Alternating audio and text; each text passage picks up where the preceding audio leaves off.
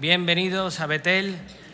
Quisiera esta mañana compartir acerca de un tema que Dios ha puesto en mi corazón y pido a partir de ahora que ya nos concentremos y que abramos nuestro corazón, porque estoy seguro que Dios quiere hablarnos esta mañana y quiere derramar su poder y su amor sobre muchas personas que estamos aquí.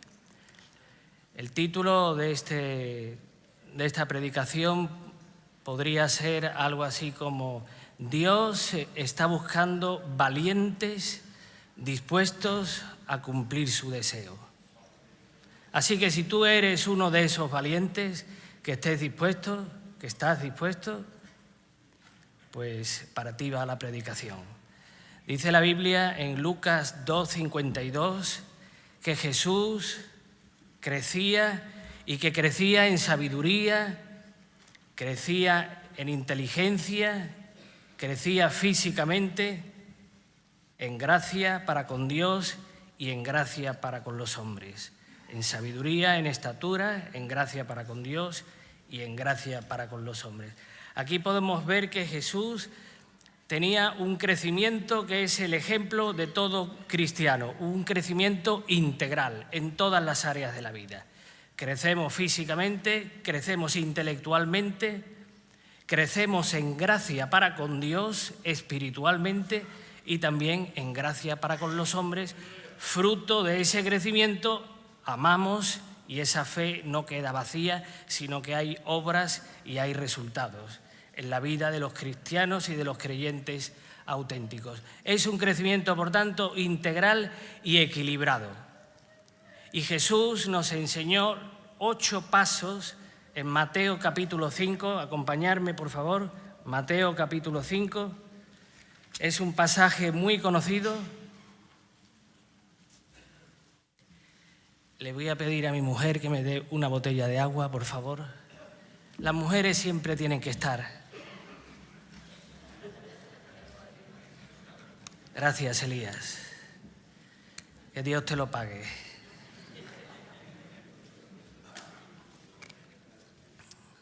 La mujer es la ayuda idónea, es la que siempre está ahí, pendiente. ¿Qué sería de nosotros, verdad?, si no fuera por ellas?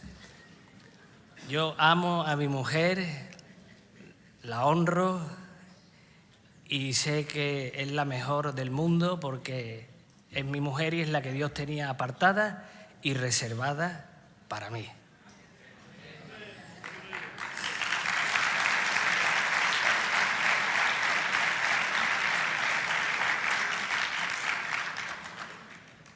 Y además mi mujer es una mujer de Dios. Hace 3 semanas tenía un dolor fuertísimo de espalda y me iba a tomar una pastilla, era un domingo, me iba a tomar una pastilla que ya la tenía en la mano, en el bolsillo del pijama, la tenía preparada y le digo: ora por mí. Puso las manos, oró por mí y se me quitó el dolor. Aleluya. La verdad que ha vuelto el dolor, sigue ahí, pero no me tuve que tomar la pastilla. Hay sanidades definitivas y hay otras sanidades que son progresivas. En Mateo capítulo 5 Jesús nos habla de 8 pasos que tenemos que dar nosotros los creyentes en nuestro camino hacia la madurez espiritual. Son las conocidas por todos como bienaventuranzas, que vamos a leer. 5:3. Bienaventurados los pobres en espíritu, porque de ellos es el reino de los cielos. Bienaventurados los que lloran, porque ellos recibirán consolación. Bienaventurados los mansos, porque ellos recibirán la tierra por heredad. Bienaventurados los que tienen hambre y sed de justicia, porque ellos serán saciados. Bienaventurados los misericordiosos, porque ellos alcanzarán misericordia. Bienaventurados los de limpio corazón, porque ellos verán a Dios.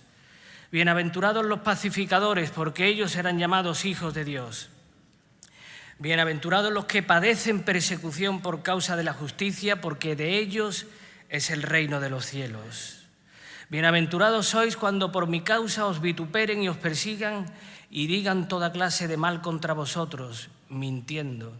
Gozaos y alegraos, porque vuestro galardón es grande en los cielos, porque así persiguieron a los profetas que fueron antes de vosotros.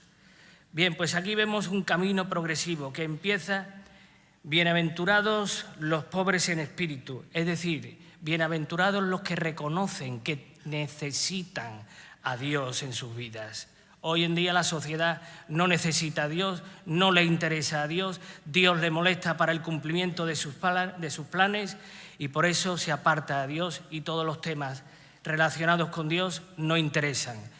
Y aquí pides un permiso para ocupar la vía pública, para poder cantar villancicos y te dicen como contestación que eso no es algo que sea algo popular, que eso ya está pasado de moda y que por tanto no se puede ocupar la vía pública porque no hay una gran mayoría de personas ni una demanda social a favor de ese interés. Y eso es lo que está ocurriendo en la sociedad de hoy en día, que no necesitan a Dios y para quitárselo del medio pues hacen este tipo de cosas y vamos en un camino que va a una velocidad bastante rápida. Así que vamos a tener que irnos preparando. Pero el punto primero es: bienaventurados los pobres de espíritu, los que reconocen que necesitan a Dios. Yo necesito a Dios en mi vida. Sin Dios estoy perdido. Una vez que lo he conocido, sin Dios estoy perdido. El punto segundo: bienaventurados los que lloran, el arrepentimiento. Bienaventurados los que lloran porque ellos serán consolados. El arrepentimiento es fundamental. Es el siguiente paso. Una vez que reconoces a Dios, tienes que arrepentirte. Pero no es un mero lo siento, un mero no lo volveré a hacer más o intentaré no volver a hacerlo más. ¿Qué trabajo cuesta escuchar la palabra perdóname, me equivoqué, lo siento, perdóname? Es un giro de 180 grados. Es llevar una vida y hacer todo lo contrario de lo que hacías antes. Ese es el arrepentimiento. Y cuando hay arrepentimiento hay dolor y hay llanto en tu vida. Yo te puedo contar que cuando yo me convertí fue una conversión tan auténtica y tan genuina que me vi tan sucio delante de Dios que me tiré 3 días llorando de gozo. 3 días seguidos. Y me veían y te decían: ¿qué te pasa? Dice, que me salgo, que estoy gozoso. Gracias porque encontré ese camino más excelente que mis ojos estaban cegados. Y hay lloror, hay dolor y hay llanto y hay lloro de ver la vida que llevábamos. Y ahora Jesús abre nuestros ojos. Bienaventurados los mansos porque ellos recibirán la tierra. Cuando vemos aquí la mansedumbre, quiero explicarla un poco, la mansedumbre, porque cuando ya hay este fruto del Espíritu en tu vida, es que ya hay algo de realidad de Cristo en tu vida.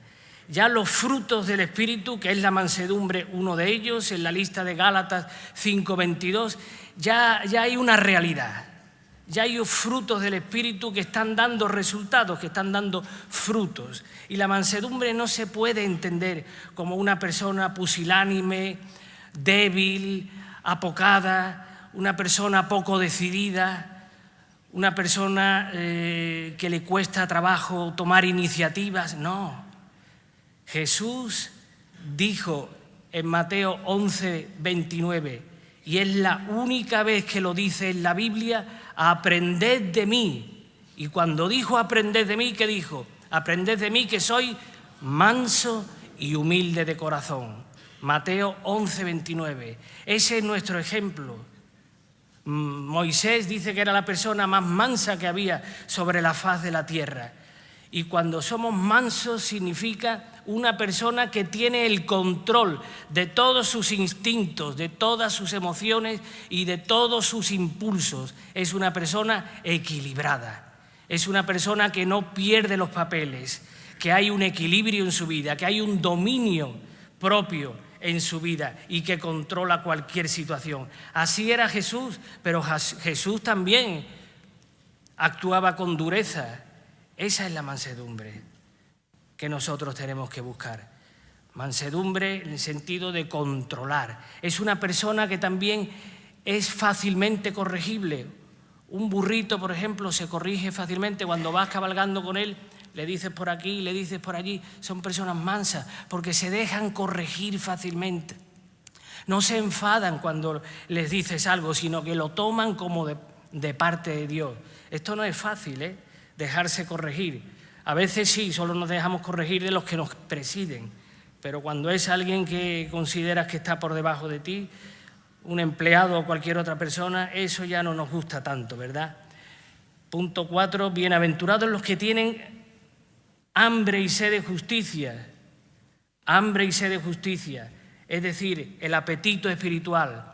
Aquí ya hay un avance en tu vida cristiana. Ya buscas a Dios, ya buscas relacionarte con personas creyentes, buscas hermanos en la fe, busca tiempo para apartar para Dios, busca leer las Escrituras, busca venir a la iglesia porque necesitas ese alimento espiritual, porque tienes hambre y sed de justicia y solo Dios puede saciarla. Bienaventurados los de limpio corazón, porque ellos verán a Dios. ¿Sabes? Para mirar a una persona cara a cara no tiene que haber ningún motivo del que avergonzarte. Cuando hay alguien que te baja la mirada, di tú malo, algo está ocultando. Solo los de limpio corazón pueden mirar a Dios cara a cara, como si fuera su padre y también su amigo. Bienaventurados los de limpio corazón, los que no tienen ningún motivo del que avergonzarse para poder mirar a Dios. Los limpios corazón son los que verán a Dios. Bienaventurados los pacificadores, porque ellos serán llamados hijos de Dios, con un carácter conciliador. Tenemos que tener un carácter conciliador, tenemos que ir por la vida apagando tormentas. Hay personas conflictivas y hay otras personas que tienen ese don de ir apagando fuegos, de ir conciliando, de ir actuando como siempre de árbitros. José fue un árbitro. Él tenía el ministerio del shalom, de traer la paz a su familia, el ministerio de la reconciliación, no de aplicar la ley, ni de la ira, ni de la venganza, sino de ser conciliadores, de ser pacificadores, de ir apagando fuegos y tormentas. Y la cima de todo es el punto 8, que es sufrir por Cristo. Bienaventurados cuando por mi causa os vituperen y os persigan y digan toda clase de mal contra vosotros, mintiendo. Y eso en algunos países está castigado y los persiguen y los matan. Y aquí, en el mundo en el que vivimos, ya nos están persiguiendo de otra manera más sutil, pero sí estamos recibiendo persecución y arrinconamiento. Pero Dios tiene siempre un plan en su vida. Por tanto, estos puntos son fundamentales para que haya un crecimiento espiritual en nuestras vidas. Y luego quiero que me acompañáis a Primera de Crónicas, capítulo 11.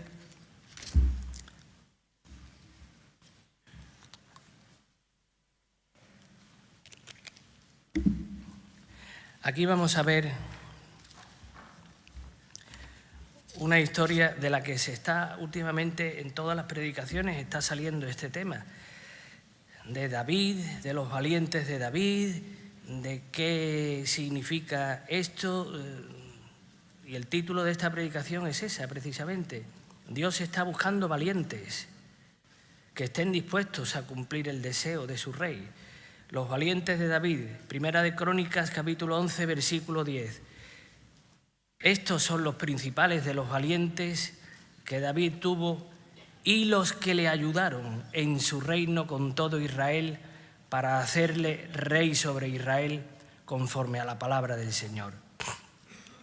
Y aquí enumera una serie de valientes. Yo voy a hacer un resumen y voy a nombrar a 3 solo. El primero es Jasobeam, que podemos ver en el versículo 11, que dice que mató con su espada él solo a 300 hombres. Luego en los versículos 12 al 14 podemos ver a Eleazar, que dice que defendió un campo de batalla delante de los filisteos y Dios le dio una gran victoria. Y el tercero que me gustaría nombrar esta mañana es Benaía.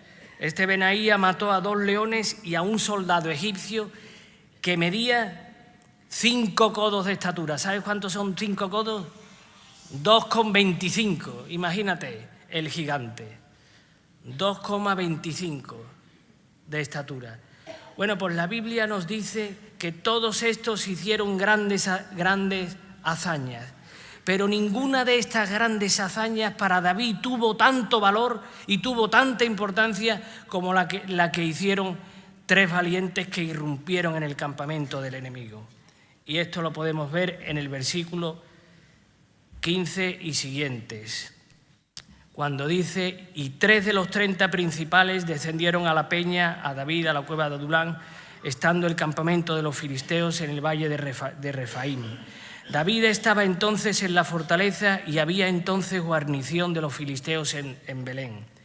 David deseó entonces y dijo: ¿quién me diera de beber de las aguas del pozo de Belén que están a la puerta? Y aquellos 3 rompieron por el campamento de los filisteos y sacaron agua del pozo de Belén que está a la puerta, y la tomaron y la trajeron a David.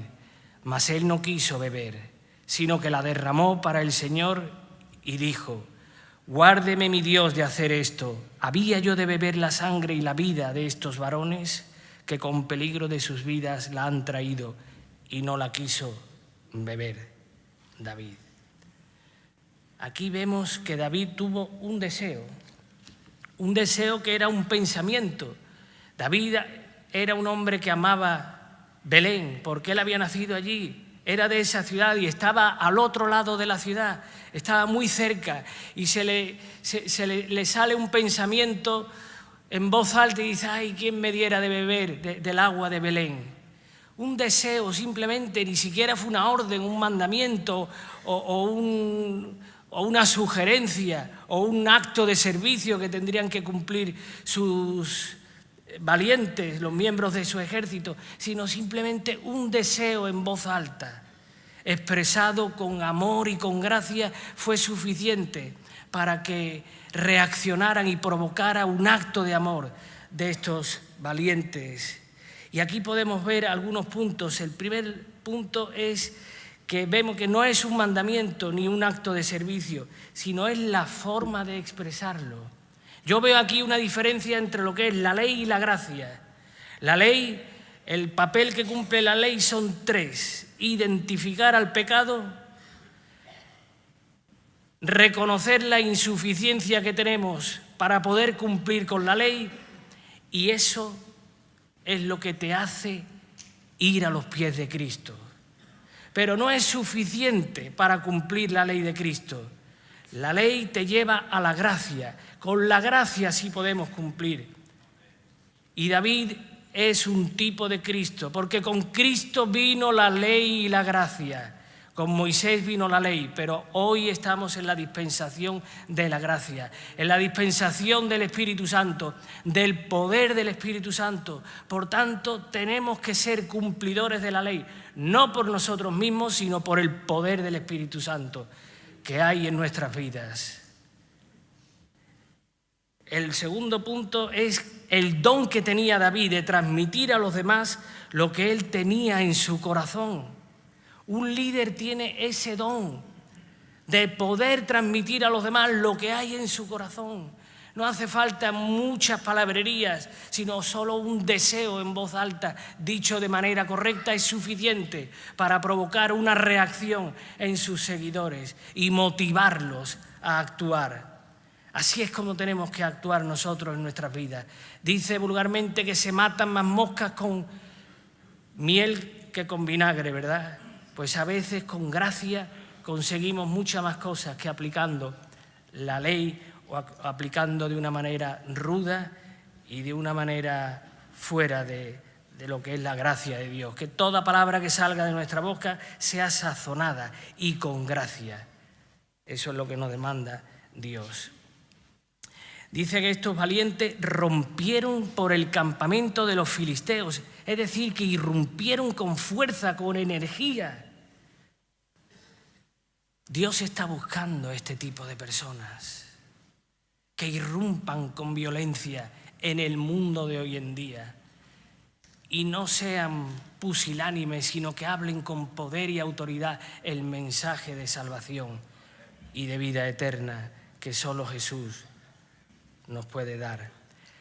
¿En qué se basaba el poder de David? El poder de David se basaba en la fe y la unción. David era el ungido por Dios, era el pastorcito que había sido con 17 años ungido por Dios. Pero el profesional, el militar profesional no era David, sino que era su hermano Eliab. Él era capitán del ejército, pero Eliab representa a los no ungidos. David era una persona que tenía la unción de parte de Dios, porque no es con espada ni con ejército, sino que es con mi espíritu como ganamos las batallas. Y en segundo lugar, David tenía fe, la fe de derrotar a Goliat. Esa fe, Eliab y Saúl, ellos eran los que tenían que haber ido. Uno porque era el militar profesional y el otro porque era el rey, que además dicen las Escrituras que era más alto que cualquiera otro de su pueblo. Pero a Eliab y a Goliat y a Saúl les pasaba lo mismo que cuando vemos en Números 13 que fueron 13 personas, 12 personas fueron a hacer una inspección al campamento de los enemigos, a la tierra de Canaán, de la tierra prometida, y solo 2 vinieron con un reportaje positivo. Los demás vinieron negativos, nada más que veían gigantes. Pues eso es lo que le pasaba a Eliab y a Saúl, que veían a Goliat como un gigante, pero porque los veía con su razonamiento humano, con sus ojos humanos. David, él se veía como un guerrero, él se veía como un gigante. Esto es lo que se conoce como el complejo de langosta, que es cuando tú te ves como insignificante y además ves que los demás te ven a ti también como un insignificante, entonces estás perdido. No solo eres, sino que estás convencido de que los demás también se han dado cuenta de tus debilidades. Pero David tenía la fe y tenía la unción, tenía el poder de Dios. Otro punto es que los líderes muchas veces son incomprendidos y algunas veces sienten celos de este trato de favor por parte de Dios y de los hombres. Las personas con autoridad, los líderes, tienen que estar preparados para que llegue este caso, para que llegue esta situación de que sientan celos de ti, porque es una constante que se repite en la Biblia. José tuvo celos, sus hermanos tenían celos de él, porque era el favorito de Jacob y porque era el que interpretaba los sueños. Pero David también tuvo celos, fíjate lo que dice las Escrituras. Primera de Samuel 17, 28. Fíjate cómo se tergiversan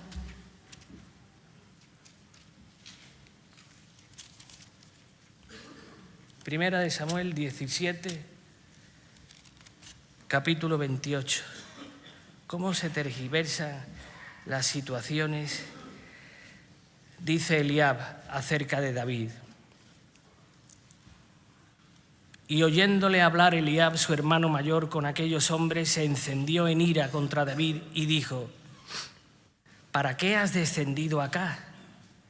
¿Y a quién has dejado aquellas pocas ovejas en el desierto?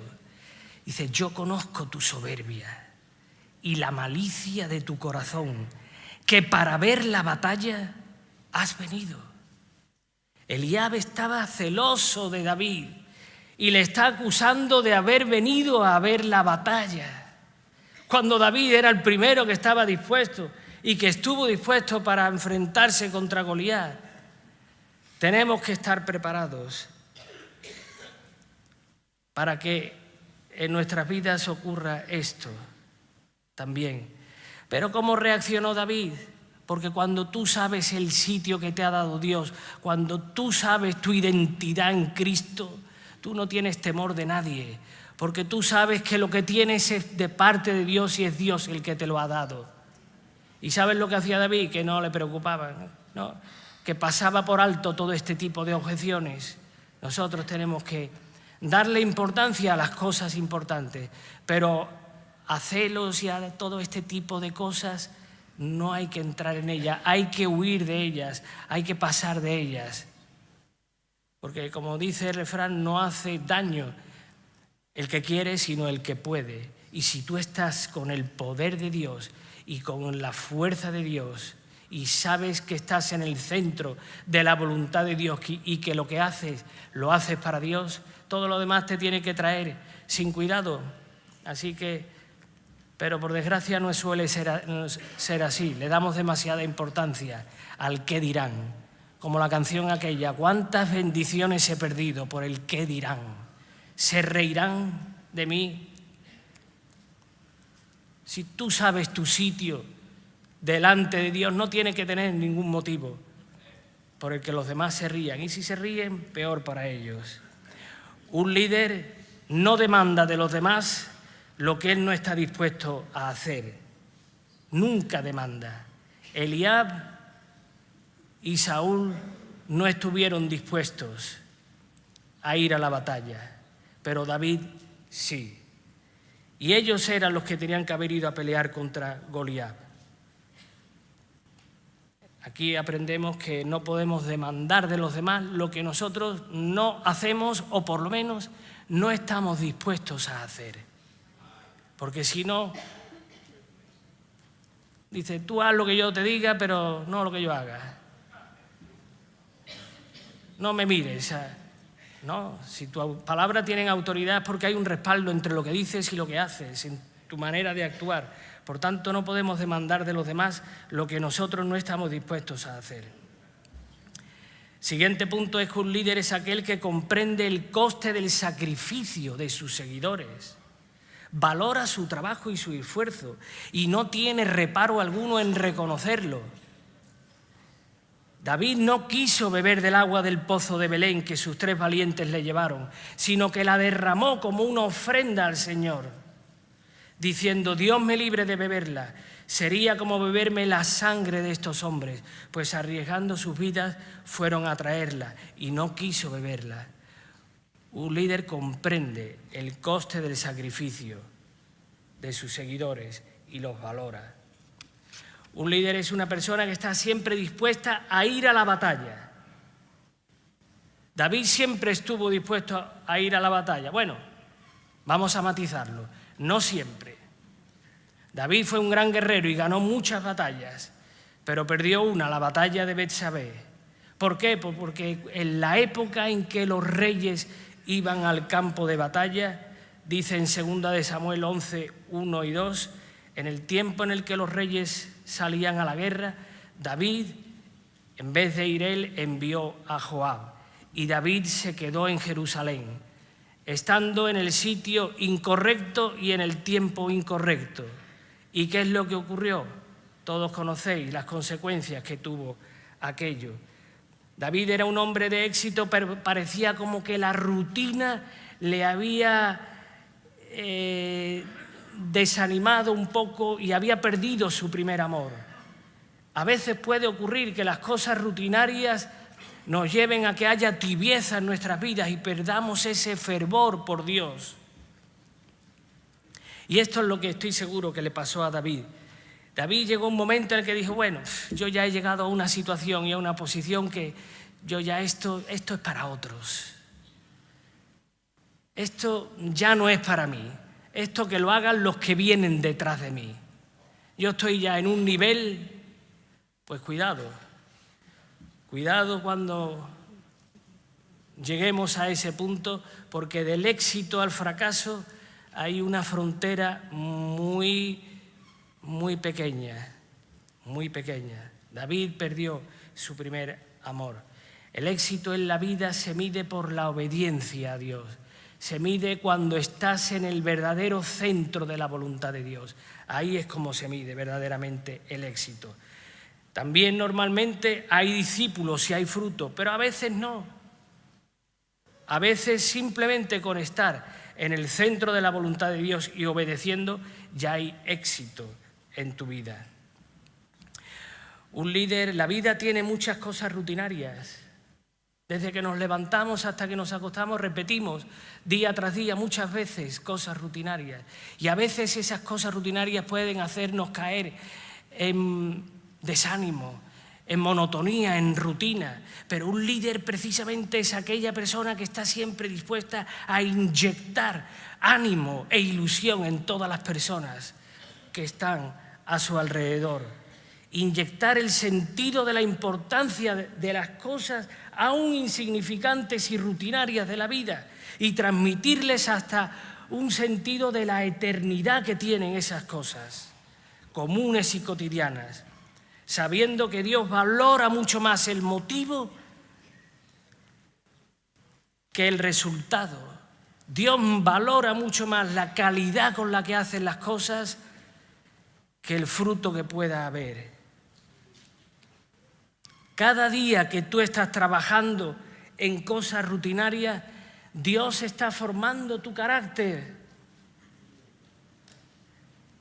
No desaproveches las oportunidades que Dios pone delante de ti. El otro día estaba hablando con una persona que no está hoy aquí y le estaba diciendo, bueno, hazlo de esta manera, y veía que me estaba poniendo mala cara y aproveché para decirle, pero ¿no te estás dando cuenta que Dios está utilizando esta situación para formar tu carácter? ¿No te estás dando cuenta que Dios te está poniendo a esta mujer para que le ministres y para que le hables de Dios? A veces estamos tan preocupados en nuestro trabajo y en nuestros quehaceres diarios que no somos capaces de alzar un poco la mirada y ver las oportunidades que Dios pone en nuestro camino. Y no vuelven dos veces las oportunidades, las perdemos. Cuando venga alguien, aprovecha la oportunidad, aun en las cosas rutinarias. Ahí es como se forja el carácter de los verdaderos guerreros. Y Dios siempre está queriendo trabajar en tu vida. Fíjate lo que dice el Salmo 16:7. Aún en las noches me enseña mi conciencia. Aún de noche está Dios trabajando en tu vida. Cuando tú duermes, Él sigue trabajando en tu vida. O mira lo que dice Proverbios 18:16. La dádiva del hombre, la actitud del hombre, ese favor del hombre, ese querer afrontar las situaciones de la vida con ánimo y con positividad, la dádiva del hombre ensancha su camino y le lleva delante de los grandes. Si tú quieres ser un grande, ten esa actitud, ofrécete, sé positivo. Aun en las cosas rutinarias, aprovecha las oportunidades que Dios te va dando. Los líderes normalmente producen seguidores y son personas que pasan tiempo, porque para conocer a una persona hay que pasar tiempo con ella y para saber cuáles son sus necesidades hay que conocerlas. Tenemos que conocer a las personas, tenemos que invertir tiempo con ellas, tenemos que hablar con ellas, conocer sus debilidades, sus necesidades para poderle después hablar y ministrar. Porque ¿qué dice la Biblia? La Biblia dice, id y haced discípulos. Discípulos. Cada uno de nosotros tenemos ese mandato divino de hacer discípulos. Y para poder hacer discípulos hay que pasar tiempo con ellos. Hay que enseñarles, hay que instruirles, hay que corregirles, hay que exhortarles con amor. Hay que darles una palabra de ánimo, de aliento. Hay que pasar tiempo con ellos. Hay que conocer sus necesidades y sus debilidades. Los líderes siempre honran a los demás. En primer lugar, a Dios y después también a los hombres. Los líderes y las personas con autoridad siempre tienen que honrar a los demás. José honró a sus hermanos también, no devolviéndole mal por mal, sino que le devolvió bien por el mal que ellos le infringieron. José era un hombre íntegro, cuya máxima en su vida era ser fiel a Dios, cualquiera que sea la circunstancia por la que atraviese mi vida. Ser fiel a Dios. David también honró al rey Saúl, perdonándole la vida. Primera de Samuel 24, 4 y 5, cuando ya estaba acorralado, Saúl dice que lo encontraron los valientes en la cueva de Adulán y le cortó, dice, un trocito del manto. Dice, y hasta se turbó su corazón porque había cortado la orilla del manto. ¡Qué respeto hacia la autoridad! ¡Qué respeto hacia el hombre ungido en su momento por Dios, que ya había perdido la bendición de Dios, pero que todavía era el rey puesto por Dios!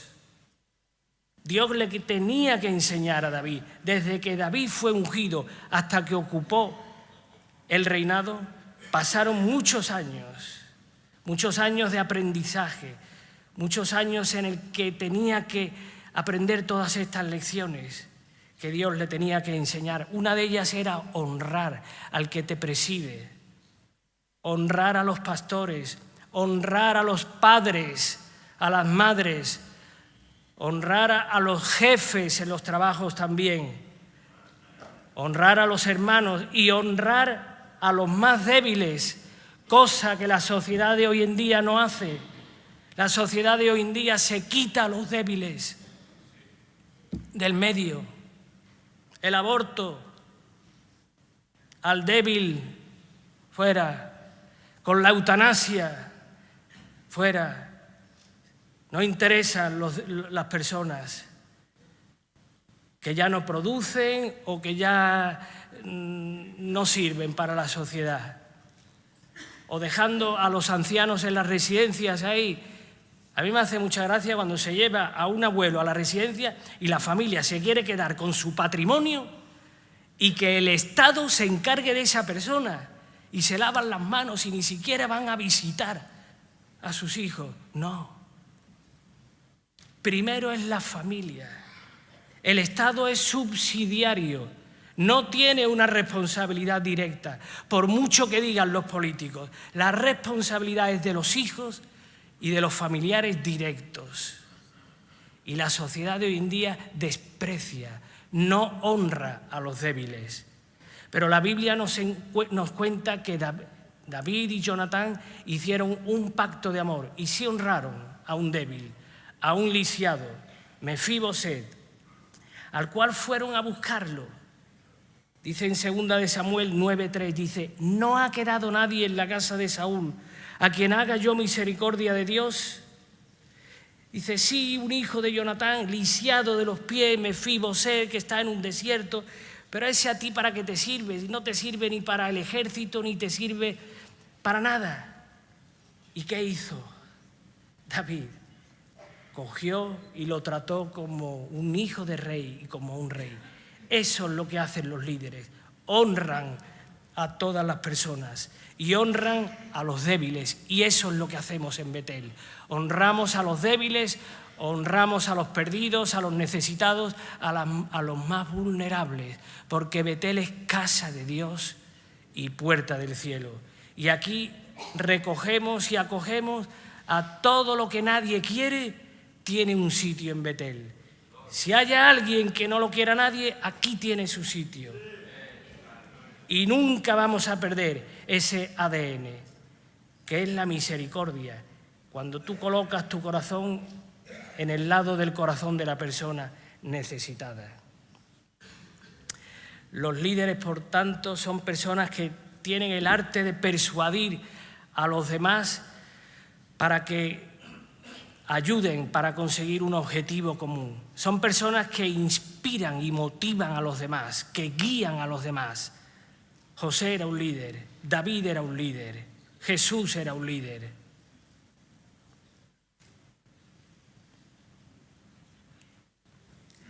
Y Dios está buscando un ejército de valientes, listos para cumplir sus deseos, con un espíritu de poder, de amor y de dominio propio. Así que vamos a tener a partir de ahora un tiempo de ministración. Voy a invitar a los músicos para que suban y vamos a hacer 2 llamados. El primer llamado va a ser para los que quieran recibir esta mañana el bautismo del Espíritu Santo.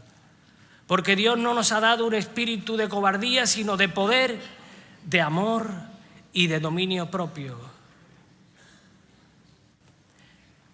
De poder, de dunamis.